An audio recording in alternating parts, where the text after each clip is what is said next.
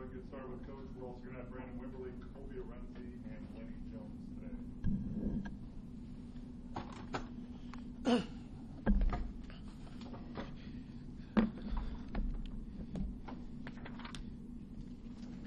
It's good to see everybody. The obvious first, the injury update. Cody's going to be an end-of-the-week decision just like it was last week. He practiced on Sunday. I anticipate he's going to practice today. We'll just call him day-to-day, and we'll make a decision by either Wednesday night or Thursday midday after he's met with the medical people. Don Jackson's getting closer. Don Jackson will participate in a limited role here in practice today. I would call him 50-50 for the ball game. Connor Talbot's getting closer. He will practice some today. He's day-to-day. It really depends on, can he manage his pain? I mean, it's an issue with the ankle, but we're hopeful to get him back, if not this week, certainly very quickly here. Just like we talked about coming out of the Florida State game, we had to bury it and move forward, and really our demeanor is no different right now. We are moved far away from the Hawaii game and are solely focused on Air Force, and really it's very similar to what we said last week. I mean, our only goal right now is to be 1-0 this week, is to get to Saturday night and try to be 1-0 against a pretty good opponent. We're working really hard to just try and keep guys in the moment and stay focused at the task at hand. In terms of Air Force, I don't think their record is reflective of how good they are. I think when you look at the 3 losses, Utah State is obviously a very good football team. I think everybody knows that Boise's a very good football team. And I think people in our league are starting to figure out that Wyoming's got a really good team this year and has a great quarterback. So I think they've played 3 really quality opponents there. I mean, they obviously opened up with Colgate, an FCS opponent that they handled. We have a great deal of respect for their players. This will be the physically and mentally toughest opponent that we will face the whole year. I know that to be a fact. We certainly respect the commitment that those young people make. We respect their service. And like I told the team on Sunday afternoon, you got to have respect for some guys that look at football practice as the easiest part of their day, which is really reality for young men and women that go to the service academies and participate in intercollegiate athletics. Often the athletics part's the easiest part for them. The Air Force's style of play is gonna be a challenge for us. Obviously, on the offensive side of the ball, with the option football, it's not the old triple option like it used to be, but it's very creative. Coach Calhoun and his staff do a really nice job designing their package. Option football is hard to stop. They average 276 yards a game rushing. They've had 51 straight games with a rushing TD, which I believe is a record. They make big plays. In the passing game, they don't take very many chances, but when they do, they're down the field, and they're trying to bank on an eye violation by one of your guys, peeking in the backfield or not playing assignment football. And defensively, they've got a couple guys that are really good players, and they're multiple. They base out of a 3-man front, and they're aggressive, and I expect that they'll continue to improve. In terms of their personnel, offensively, it starts with the quarterback Jaleel Awini, who started the year as the backup. They lose their starter against Colgate. And he's 6'2", 210. He's an excellent runner, more than adequate passer. I've seen far worse than him throwing the ball in this type of offense.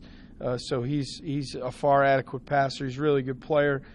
Brome Hart, the fullback's a rough, tough dude, 6', 220. And then, Ty MacArthur, 27, is kind of a do-it-all guy for them. He was injured versus Wyoming. I have no idea what his status will be against us, but he's a really good football player. On defense, 49, Joey Nickel, 6'1", 230 inside linebacker, is a good player. And then they have two really good DBs, 21 Spears, the safety, and Bats, 23, the corner. And special teams, they're pretty sound. They do a nice job. The kicker and the punter for service academies, occasionally you will see the service academies struggle with their specialists, and their two guys are really good, which is I don't want to call it unusual, but it's not surprising. I've played against teams like this, Air Force, Navy, for a long time, and from time to time you'd see them really struggle to have a good punter, a good kicker. They've got two really good ones. And Lacoste, 37, is a really good kickoff returner. He's got a great average. So certainly, I mean, we don't look at their record, and we only look at the tape and try and figure out what we can do best. And certainly, we have a ton of respect for them. In terms of what we have to do to win the game, defensively, it's assignment football. I mean, you've got to have your eyes in the right place. They're going to try and cut you. They're going to try and get you on the ground. We've got to be able to stay on our feet. Defensively, that's going to be a big deal, is we do not allow ourselves to get cut blocked, legally or illegally in some cases. And we need to tackle on defense. We need to get them on the ground. On offense, when you face a team like this, you cannot waste possessions because they're too valuable. If they're playing really well on offense, they're going to keep you off the field. So we cannot have any wasted possessions. We need to score touchdowns when we get it into the red zone, and frankly, we need to run it better. And our guys recognize that. So if we're running it and they're running it, this game could be over in an hour and 45 minutes. So that's kind of our thoughts going into it. We'll take any questions. Coach, how unusual is the running game? And that run has been only ever part of your past. Yeah, it's in 1955 it wouldn't have been that unusual, but in today's day and age of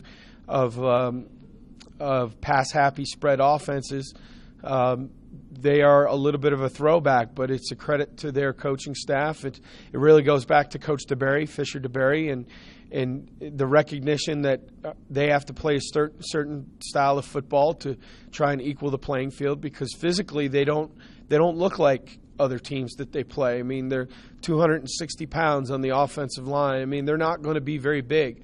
So option football is the great equalizer, and the ability to have so many low blocks across the formation also helps them.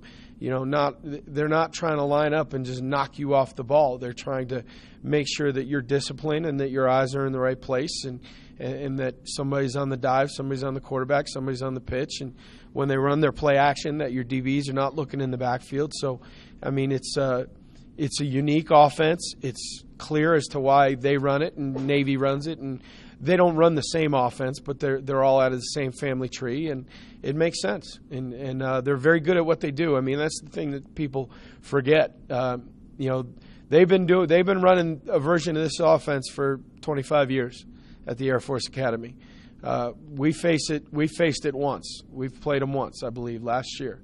And now this will be our second go-around, and we've got 5 days to get ready for it. So that's the trick of it. They know it like the back of their hand. It's very unusual for us. We've got 5 days to prepare for it. Do you play your regular defense? You have to tweak it at all? You have to tweak it. Yes, you have to tweak it. Coach, how much can you learn from last year's game tape? I know you weren't here, but watching last year's Nevada Air Force game and preparing for this. This is one of the situations where I studied this one hard. I don't often go back to last year's game, but this was a week where I did, and I've watched it twice. I watched it last night and again this morning, specifically on the defensive side of the ball, and I took away a lot, and I'm going to share what I took away from it with the team this afternoon. Lenny had a breakout game last year against Arendse. Do you see your linebackers really getting the opportunity to have a standout game? What would you consider a standout game? Production, just number of tackles? if the tackles are 7 yards down the field, it's not that big a deal. I mean, really, let's be honest. I mean, we got outscored. I can't remember what the final was. It 41 or 48 we gave up, something like that. I mean, we've got to do. We got to do a good job on defense. Well, I have great admiration for Albert, and I know he's a good player, but that's a deceiving stat. I've been in at Notre Dame, we coached at Air Force 1 year, and our free safety had 22 tackles. I mean, it's just by the design of the defense, who's running the alley and getting the production in games like this. Depending on how you design your defense, somebody could come out of the thing with 16, 18 tackles. The question is, are they tackling them for 2 or for 8? That's the question. And, so could one of our linebackers play well? I know this much. Our D-line better get ready for a physical afternoon. This is not going to be, hey, just get in a sprinter stance and rush the passer. This is going to be for excuse the term, this is going to be a bar brawl up front. I mean, it's going to be hand-to-hand combat in there. So, they better get ready, and that's going to be one of the things that we talk about. They are the last 3 games they've given up some huge numbers defensively. Mm-hmm. Obviously, their opponents are pretty good, but could you have scripted it much better for Tyler Stewart if he has to play again the Hawaii first game and Air Force second game? Yeah, well, it certainly beats having to go Fresno Boise or something like that. Yeah, or Florida State, UCLA for that matter. Yeah, I mean, if he has to go again, I don't look at him as a wide-eyed newbie anymore. I mean, he played against Florida State. He's played a whole game, played productively. I'd like to hold him to a little bit higher standard than that. I'd like to think that we wouldn't have to tailor the game plan so much, that we'd be able to run more of our stuff. I think there are some things that we see on film from Air Force's defense that we might be able to take advantage of, and those are things that fit into his strengths. So that's a good thing too. But ultimately, the biggest concern, look, the bottom line for us on offense is that you would like to take a lead because Air Force is not comfortable playing from behind. That's not who they are. They don't want to play from 14 points behind. That we want to score points and try to take them out of their comfort zone. So that's what we got to try to do, no matter who's playing quarterback. Can you open the playbook more this week with him? Yes. Yeah, he proved that he can handle. He proved that he can handle some more. So if it is him, I would expect that we would be a little bit more multiple than we were in the game Saturday night. Are you surprised at this point to see some of the numbers that people are putting up on Air Force? Yes, I am. It's while Air Force is never going to be known for defense, I think it's just a year where people have they've had some injuries. They graduated a bunch of guys that played on defense. I just think it's just one of those years. And at the military academies or any mid-major for that matter, I mean, you're going to have one of those years. So, it's the other thing people forget too is Air Force, all training camp and all spring practice, they defense the option. And then Wyoming comes in and goes empty. So there's a little bit of adjustment for them as well when these offenses come in and it's a little bit different. You said you went back and watched last year's game a couple of times. What did you notice about that? I'm going to share that with the team this afternoon, and not publicly, but I'm going to share it probably with some volume. So, and it's not scheme based. I mean, my issues with last year's game were not scheme based. I think there was,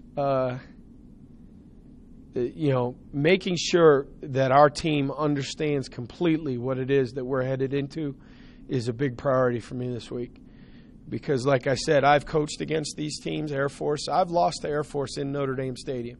I've lost to Navy in Notre Dame Stadium. It can be a problem if your guys don't take this game seriously. because they're going to look at the opponent physically, and you can get lulled to sleep by that. But what we need, what I'm going to remind the team about is you can talk about toughness all you want. These people are tough. They're tough by education, by training, and they become professional tough guys when they graduate. I mean, think about what they're trained to do. They're trained to defend our country. Scrapping against us on a football field is not really a big deal. So, it's very important to me that our guys understand that this team is not going to be physically intimidated. They're not going to quit. They better be prepared for a 60-minute, battle. And I'm not sure that was always the case last year. I'm not sure that they expected that, because I'm not sure very many people on the team had any experience playing against a service academy. Does it take an experience like that to learn from it? I think so. I really do.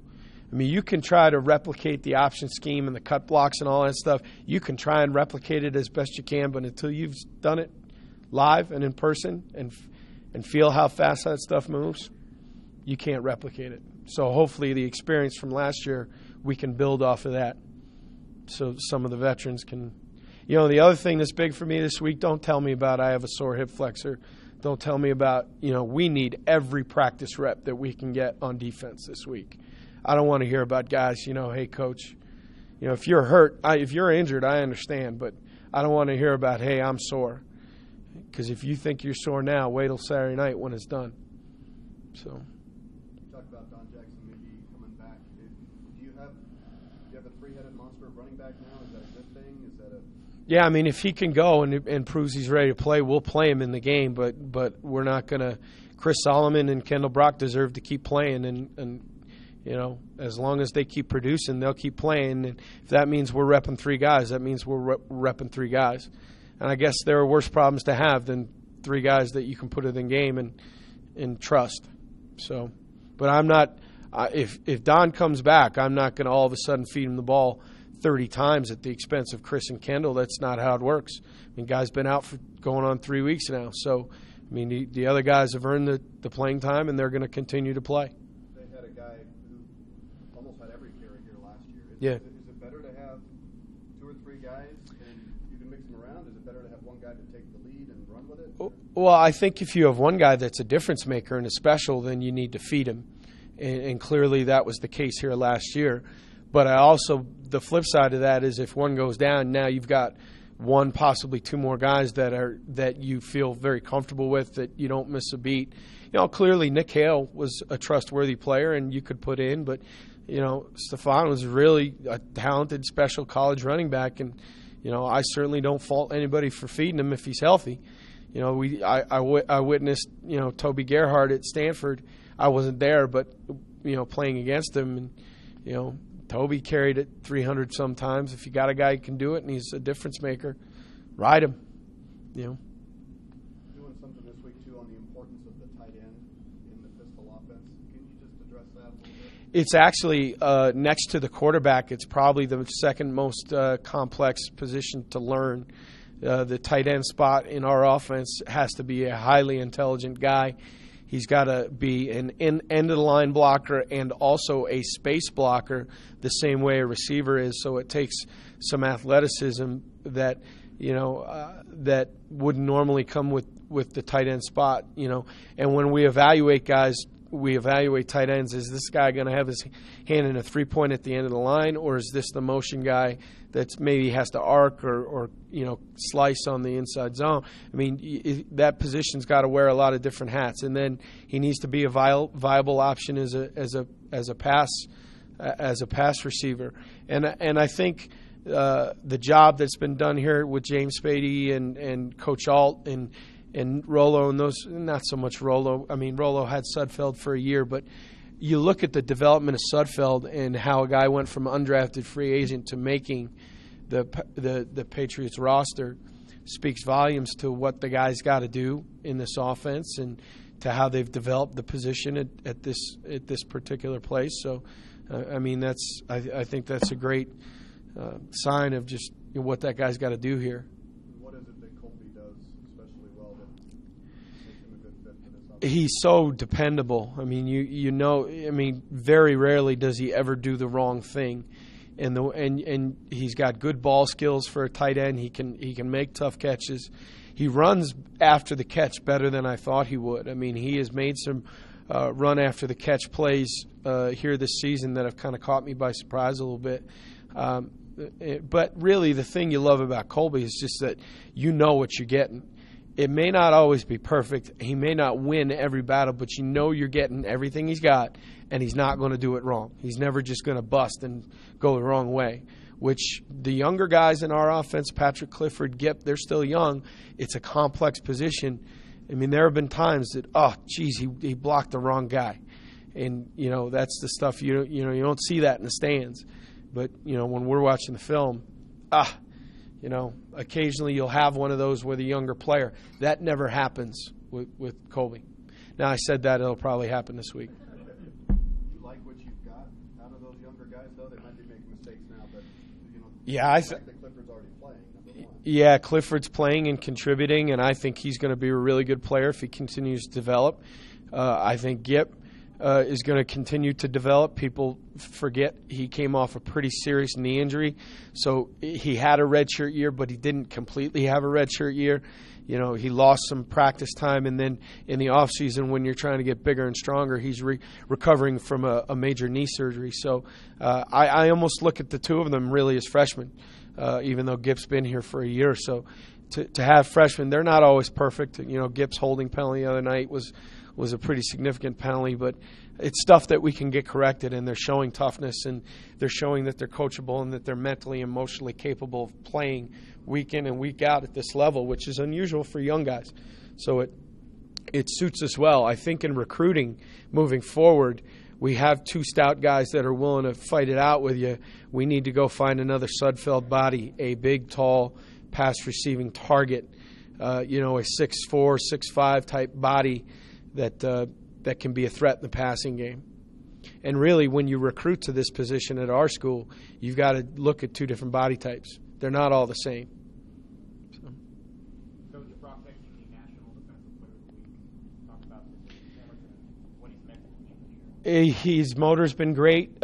He's been a leader. I like being around him. He's fun to have in the locker room. He's fun to have. He's just one of those guys that you like to coach.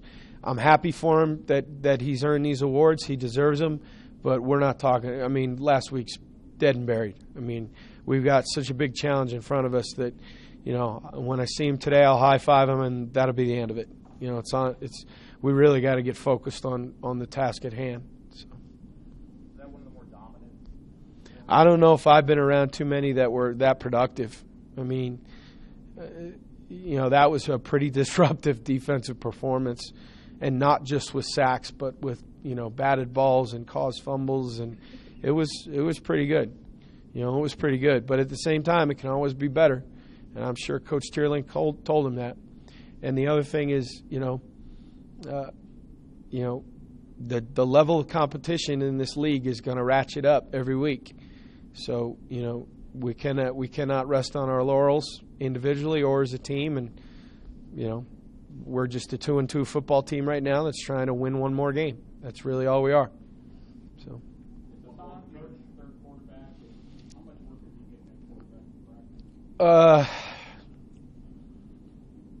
Well, it depends. If Fajardo's healthy, then the third quarterback is Dante Mays, and we try not to put him into the game. We'd have to get hit by lightning twice.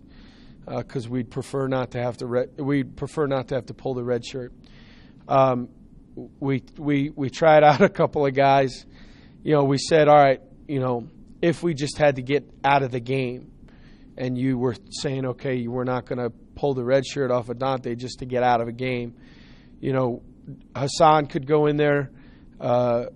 We tried a couple guys. Tuttle lasted a play.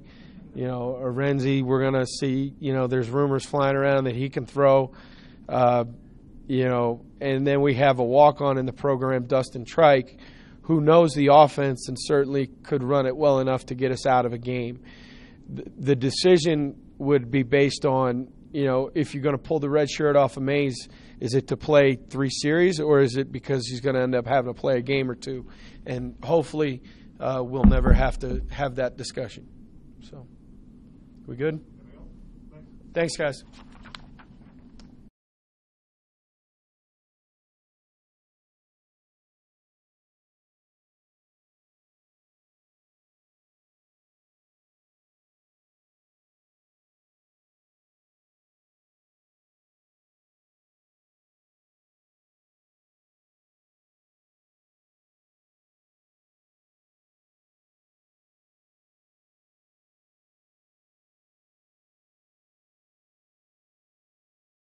Question for Kolby. Kolby, what was it that made you want to come to Nevada? I think you got Memphis and one of the directional Michigan schools. Yeah. What was it that made you want to come here? Yeah, it was Eastern Michigan. I went and visited Eastern Michigan actually, and I think it was location mostly, followed by a very good program. Coach Alt, obviously, and just being here with on my visit and talking with Coach Spady at the time. It was his first year here too as well. So was the pistol any part of that? I didn't.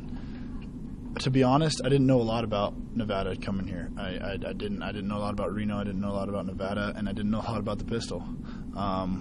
In high school up in Washington, we ran it rained a lot in Western Washington, so we ran wishbone.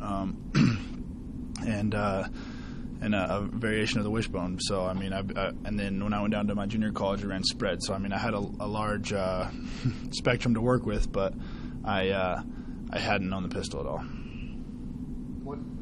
What is it about the pistol now? That I would assume you really like being a part of it. Yeah. As a tight end, we're at the point of attack. I like having the ball be ran behind me and being a key part of the offense. It's also a very, being up in Washington, we were with the wing T and deceptive offenses, and the pistol is very deceptive as far as you don't exactly know where the ball's going to be if you're a defender. You have people crossing your face and stuff going on all at once, and it's kind of a lot to handle at first, and you got to prepare for it. Has it been difficult to pick up the pistol at all? I keep hearing from the coaches that you have to be intelligent to be a tight end in this offense. Yeah, it's difficult. It's definitely difficult to pick up. It took me, at least a year being here and being attentive to learn the pistol offense, and you can't just go by every day just going by what the coaches say. You got to do work outside of football and reading your playbook and getting into it and kind of understanding concepts more so than just one play at a time. Have you been surprised maybe what you've seen at Air Force this year? They're obviously giving up a lot of yards and a lot of points so far. Yeah, it's hard to say. I don't know. I've just been watching film on them, and it's going to be similar to what they are last year. Air Force is a consistent team, so they're definitely a tough opponent, and great offense, and very athletic guys, and that work hard. So, were you guys surprised maybe a little bit last year, having never seen one of the military academies, how tough they were? Was that a great learning experience for this year? 100%. Yes, it was a very good learning experience. Our coaches definitely told us, and they tried to prepare us last year, and we're starting to hear it again this week, starting yesterday. But about how these guys go out to practice, and they love to go out to practice. They can't wait to go out to practice because they're so heavily ingrained with their academics and their duties and responsibilities during the day that practice is just their time to release and have fun, and so that's definitely what our coaches are preaching to us right now, and that's what it was last year as well. So it's Air Force, it's the academy. So how important will it be to have a clean team? I think Air Force got to be one of the most disciplined teams to play. No offsides, no false starts, just not be sloppy. Yeah, that's very important, and a team like Air Force, they take advantage of your mishaps. So say you don't do an assignment for one play, shoot, they could score a touchdown off of it, or they could get a sack off of it. And we kind of learned that last year. We went to Air Force, and it wasn't pretty, but that's something that we definitely have to take focus on this year. Yeah, last year's game was one more lopsided, kind of surprising outcomes that you really didn't see coming. Is that one of those games you guys still think about, just the way it all went down? Yeah, definitely. It's one of those games you don't want to think about, but you have to. We've already watched some film on last year's game because, if I was Air Force, I'd kind of look at a similar game plan as or take some of the stuff that they did last year because they got after us last year. So that's definitely something that we need to focus on this week. How nice was it getting the end zone last week? It was a pleasure. It was definitely nice to finally get in the end zone this year. You like the way your role's growing in this one? Yeah, I do. I really do. We talked about having the different quarterbacks and stuff come in, but I think that our role definitely continues to stay important as a tight end. So. Talk about the two quarterbacks. Compare a little bit, Stewart and Fajardo, now having played a game with each of those guys. As comparing them, I mean, one's young and one's more experienced. Cody's definitely the bigger dual threat, I believe, but Tyler also has weapons. They're both quarterbacks in their own way. I mean, I don't want to step on anybody's toes or anything like that, but they're both good quarterbacks, and I'm excited to see Tyler grow because he doesn't have a lot of experience behind the center, and that's something that separates Cody from a lot of other quarterbacks. Is he has a lot of varsity experience, and so he's a very good quarterback in that sense. You played alongside two guys who made it to the NFL, with Zach and with Virgil. I mean, what's the biggest lesson you learned from that? With Zach, my biggest lesson was take care of your body outside of football. Sud kind of went through some stuff with his body, and that's something that I took away from it is utilize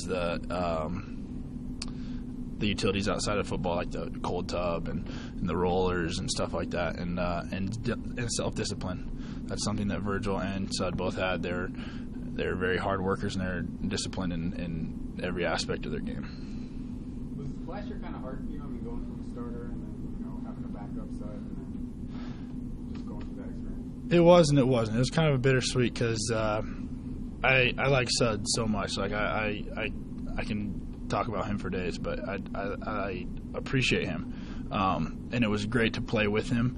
And so his first year kind of was taken away from him, and so it was almost like we, replaced each other, and so playing alongside of him, there was nothing else. I really liked it. I enjoyed it, and it gave Spady a couple of dual threats in the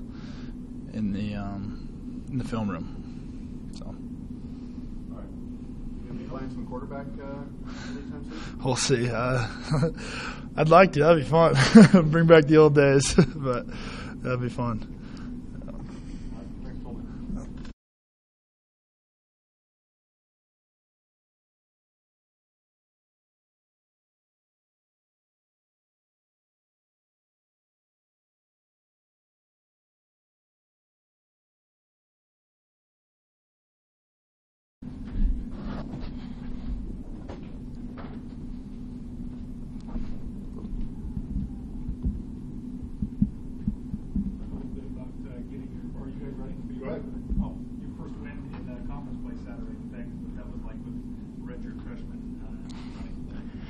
It was great. It felt pretty good to have another, home win. So trying to keep this streak going this week against Air Force. But, a win's a win, whether it's non-conference or conference. They all count for bowl games, and that's all we're trying to do is, be eligible for a bowl game and possibly compete for a Mountain West championship.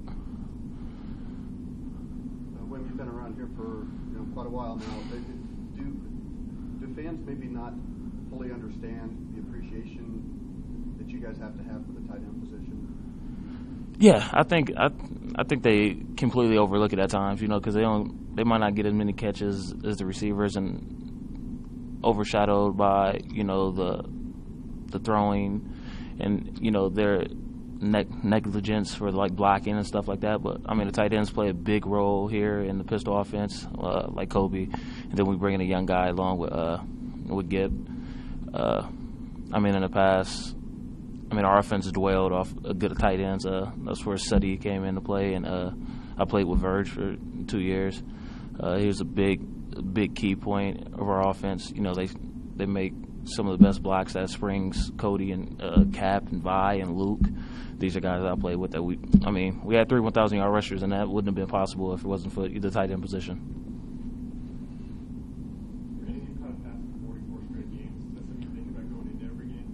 Yeah, I'm going to make it 45. At practice we joke around and say, like, dang, Wim, you might not get to catch this game. But, the coaches always seem to find a way to get me the ball at least once, But, we really don't. I don't really think about it, It's hard to think about it when your team's losing.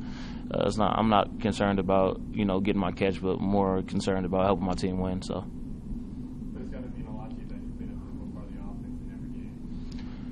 Yeah, I'm just doing my 111th. Coach Alt used to, preach that every day. So, my job consists of me catching the ball. So that's just me doing my job, whether it's been 44 straight games or not. If I'm not catching the ball, I'm not being productive. So. This offense got different rhythm yet. It's been in 4 blowout games, playing with 2 quarterbacks. Have you guys felt like you're clicking on all cylinders yet as an offense? Nah, if it was clicking on all cylinders, we'd be scoring 50, 60 points a game. I'm looking forward to that. We haven't reached that yet, but that's something that we're, looking forward to and working on. We have Cody back this week, and, Don Jackson's back this week. A lot more of our playmakers. I think after last week, it's going to give us a little bit more confidence, to go out here and actually utilize our potential and score points. We haven't scored 40 this year, and that's probably the first time that we haven't scored 40 in the first 4 games in a while. Since I've been here, so it's, I'm looking forward for this week. What is it about this running attack on Air Force that makes it so difficult? You see them. The misdirection. When I played Pop Warner, we used to go through teams like that, and it's just hard to stop. You got to be very disciplined, with your eyes, as far as on the defense aspect of it. And right when they get their running game going, that's when they throw a couple passes. Just like last year, I think they scored 2 passing touchdowns on us, and I think it was their first of the year. So it's a hard offense to defend, and hopefully our defense stay consistent and stay focused and keep their eye on the prize, and that's the person with the ball. You guys kind of surprised last year. You knew they were a great running attack, but just the way it went down out there. No, we didn't know they were that good. Looking at film is one thing, but actually going out there and on their home field and actually being around it is something completely different. But they ran the ball well, and we're used to being the best running game in our conference. And last year they kind of overshadowed us by, pounding the ball against us, because we usually do that to opponents. So it was different for us. Last 3 games for Air Force, the opposing quarterbacks have completed like 87% of their passes. Do you guys see that as something you might be able to take advantage of? After watching film, we think we can pass on anyone. It's just the fact that we need to give the quarterback time. So 87%. We would like to be 99%, 100%. I think against Davis, Cody only incompleted with 3 passes. So, we're going to every game looking to complete passes, not to have drops or, miss assignments or things like that. So, but yeah, we have a lot of opportunities. They play a lot of cover 2 and cover 3. They have a good defense. It's just whether or not we utilize, our potential and our threats and take shots. Brandon, you guys have the size coming into this. Air Force just seems to be smaller, quicker. How do you adapt to that on their going up against that type of defense? I guess our scheme actually handle that alone as far as offense go. On the defensive side, I don't really watch their offense, so our scheme handles that. Everybody is counted for it. You might have 1 or 2 free players, and that's just, our athletes have to make plays to get around them. But we don't go into games looking like, oh, they're bigger than us, or they're smaller than us, they're faster than us.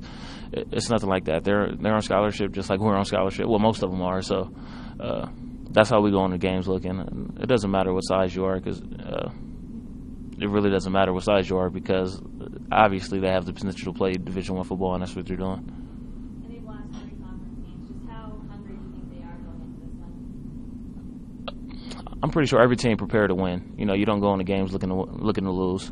They're going to come in here ready to play football, and we're also. You know, we have Coach Polian has been preaching this thing 1-0 every game. Every week we come to the same week with the same mindset, and that's to be 1-0 by 9:30 on Saturday night, and that's what we're going to do.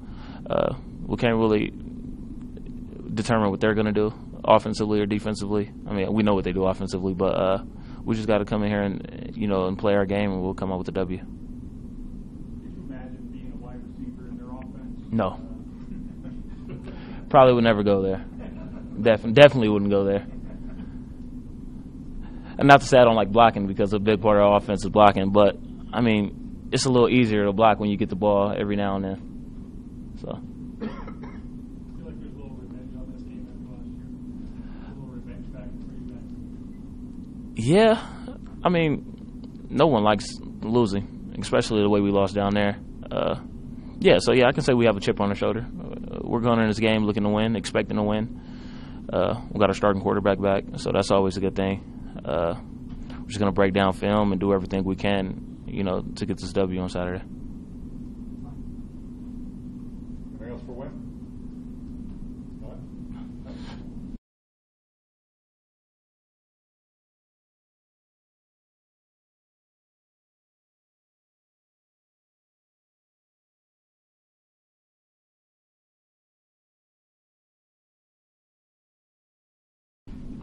Question for Mr. Jones.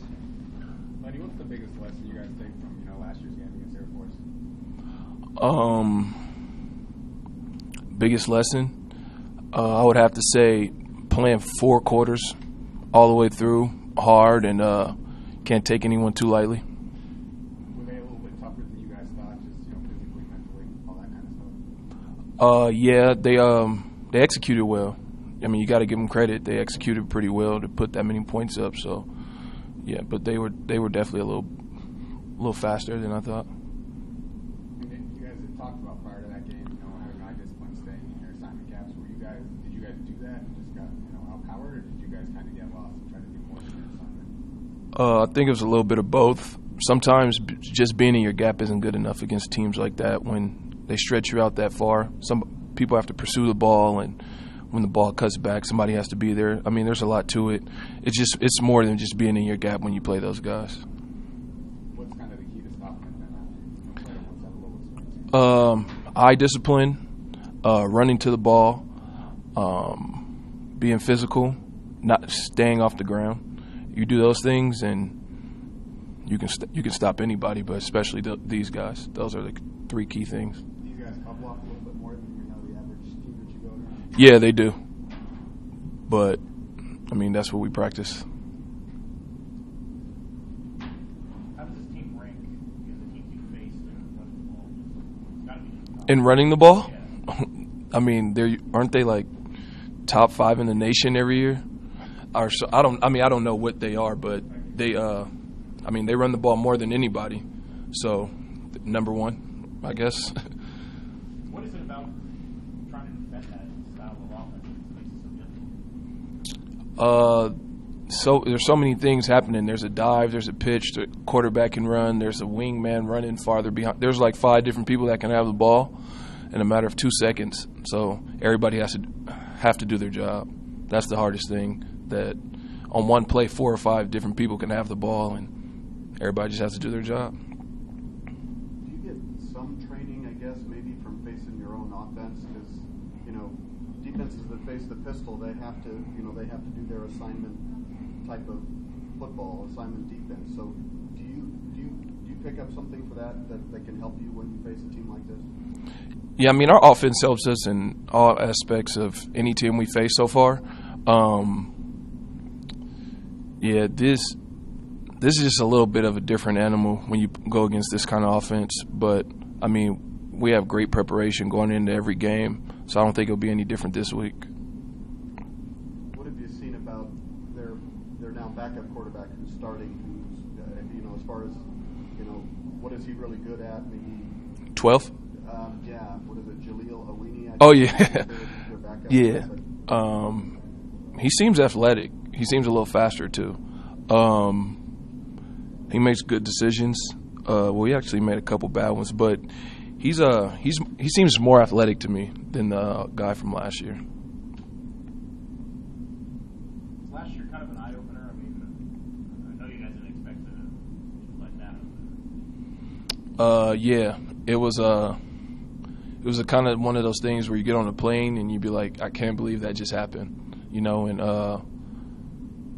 I mean, the good thing about football, sometimes you get to play them again, and Saturday is our chance to play them again. So hope all that'll change. Safe to say that when those games still think about it, definitely like gone to the revenge back. Yeah, when you guys that played in that game or were on that trip, it was a bad taste, and it kind of changed that season a little bit. So with them coming into Mackey and us being 1-0 in conference, it's a big game for us, and we're not taking it lightly. Lenny, Polian said that the defensive line, you guys are going to just be in a bar brawl the entire time. Mm-hmm. That physical. How excited are you just to go after these guys? I'm pretty excited. A bar brawl. Yeah, I mean, it's pretty exciting. It's a game where you can get a lot of tackles. You can make a lot of big plays in the backfield if you do your job, and I mean, it's a pretty big game. You got to think that after the performance against Hawaii, defense's confidence has to be up a little bit. Does that help you guys going up against Air Force?